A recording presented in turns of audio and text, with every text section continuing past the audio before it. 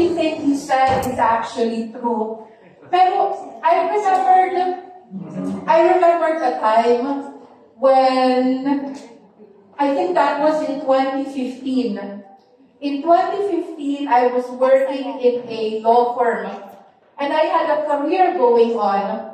I was contented, I was comfortable, because I'm an introverted type of person. I don't really like to mingle. I don't like to socialize. I don't like to talk to people, and I don't like problems.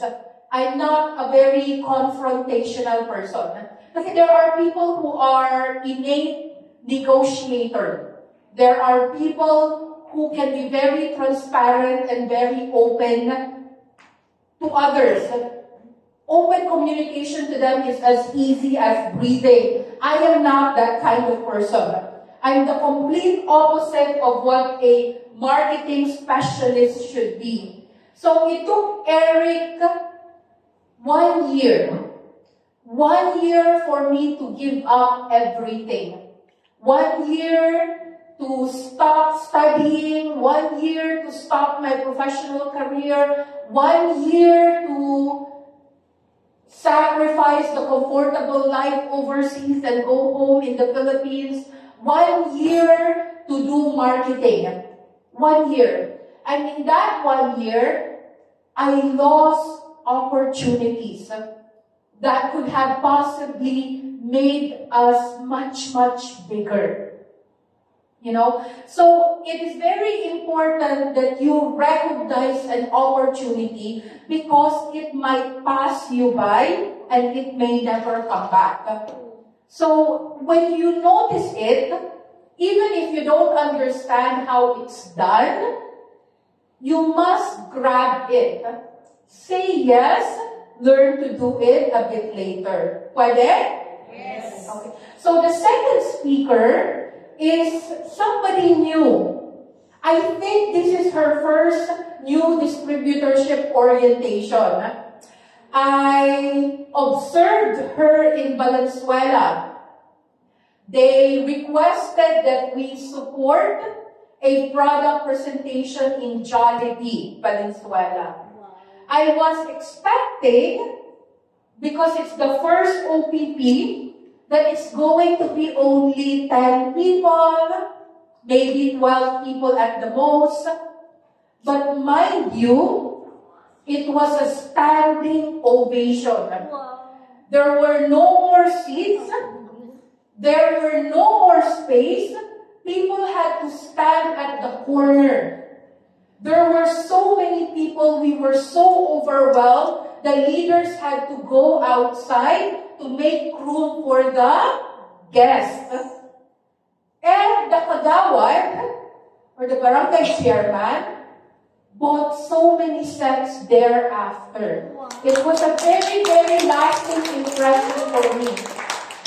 This was made possible because she had leaders under her like Beg, and there are uplines who support her, like Doc Gemma, and there are higher elites like Arlene Soriano, who was really, really pushing it, no matter the difficulty. So today she's going to talk about two very, very important mindsets.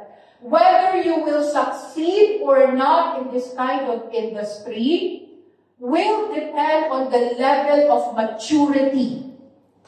And it will also depend on whether you can influence people. Take note, the word is influence, not control. People cannot be controlled. It is outside of your realm of power.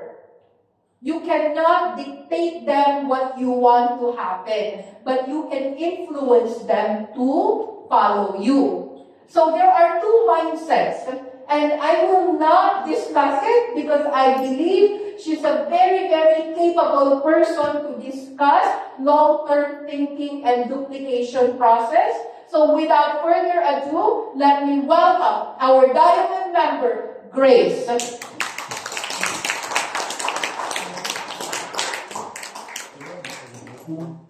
Okay, sorry.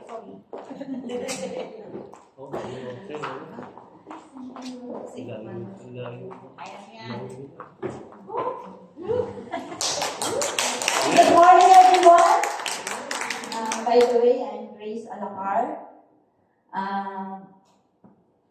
And I would like to thank first my upline, Ma'am Gemma, Doc Gemma, let's all give her applause because Ma'am Gemma, dito na ako nabudol eh. Dito sa lugar na to. And first, namin ko siya dito and also Doc Ann, Sir Eric, and Ma'am Obi. Dito po silang first na namin sa lugar na ito. And thank you for Sir Eric, our team Elite Pegasus 1, and our team Elite Pegasus Doc Ann. Thank you for short notice, and I'm a little bit nervous today. And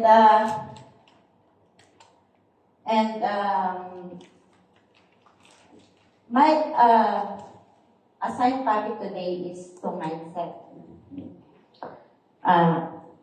For me and to all leaders, when I first joined here in Leeway, my first thinking is how to share and how to sell more product. Doon ako nag-focus sa product, kaya so I had a problem with my client. My client did not appreciate the product because it's very expensive. And so I felt disappointed and that because iniisip ko, kakayanin ko ba? Itutuloy ko pa ba? That's my way of thinking. Short term, sabi nga. Short term mindset. But I am grateful that I have a leader who always encouraged me to attend seminar so that I have knowledge or learn to do this business in Leeway. And to learn more as a leader. We have two key mindsets that we clearly need to understand. First is a long term. Long term, how to build a team and trust to have a good relation to our guests. To make them believe that we will have a good career in this business in Leeway. Because in Leeway, I feel Leeway gives me a value as a leader. And another is the second mindset is the concept of 100% duplication. Duplication is the easiest way to emulate the success of another distributor. We just need to have a leader who distributor. We must be humble and willing to learn through duplicating methods. Dito ako natuto kay Ma'am Gemma na duplicate yung perseverance niya, yung hindi siya sumuko kahit anong hirap. Kaya ako patuloy na lumalaban sa pagiging leader sa Leeway. At kinakabahan ako. Go,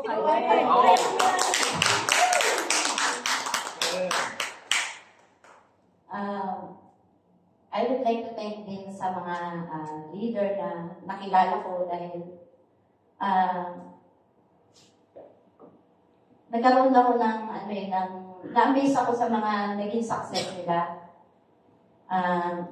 Nagkaroon sila ng mga bilyon na income. Kaya, nandito ako ngayon sa inyong harapan na kahit wala pang masyadong knowledge, pero alam ko mas marami pa akong matututunan. And meron po nga formula, sabi nga for duplicate new members. First, in sponsoring them, and then we need to teach them how to product presentation before guiding them as an independent leader. When I became a distributor, Ma'am Gemma introduced me outstanding leader like Ma'am Aubrey, Sir Eric, Ma'am Gemma, and also Ma'am Arlene Acosta, Ma'am Arlene Soriano.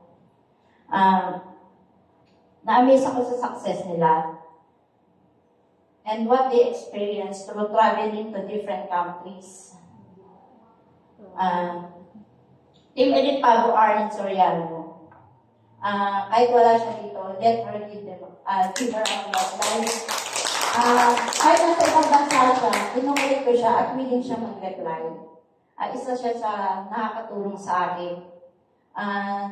Nagbibigay siya sa akin ng encouragement din para magpatuloy, magkaroon ng lakas ng loob.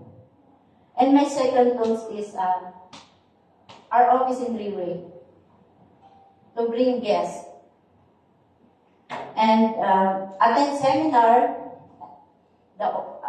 to listen the OPP there. And second is second tools is meeting to follow up them, and third is kailangan ko magbigay sa kanilang appointment to meet them, follow up, and encourage them to attend meeting always. Yun po yung beyond my understanding, yun po yung natutunan ko sa 2 mindsets. Alam ko, maikli lang to, isa short lang. Kaya salamat. Yun lang po yung discuss ko po sa ngayon. Thank you po sa pakikinig.